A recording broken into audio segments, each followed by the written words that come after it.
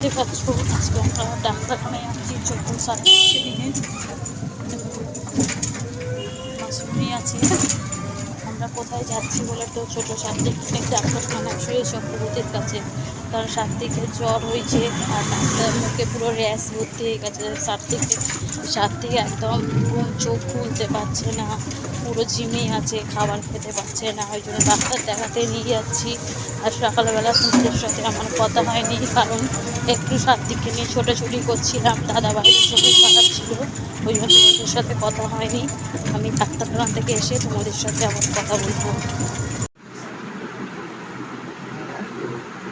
বন্ধুরা, আজকে আমরা সবাই শুয়ে পড়ছি। সাত্বিক তোমাদের শুয়ে পড়েছে। সাত্বিকের খুব জ্বর হয়েছে, সাত্বিকের শরীর ভালো না বলেছি।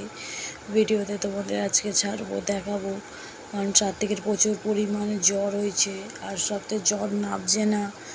ডাক্তার থেকে নিয়ে এসেছি, সাত্বিককে খাবার খেতে পারছে না। আমি নিজেরও জ্বর, আমি নিজেও খাবার খেতে, জ্বর ঠিক আছে, আমি নিজেও খেতে পাচ্ছি না, কারণ শরীর প্রচণ্ড আমাদের খারাপ, তাই শুয়ে পড়ছি আমরা।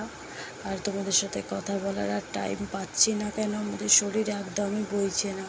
সারাদিন আমরা শুয়ে শুয়ে কাটিয়ে দিচ্ছি। পরে তোমাদের সাথে আবার কথা বলবো। বন্ধুরা, সবাইকে গুড নাইট, সবাই ভালো থেকো। পারলে আমার ভিডিও তাদের লাইক কমেন্ট শেয়ার করতে প্লিজ ভুলো না।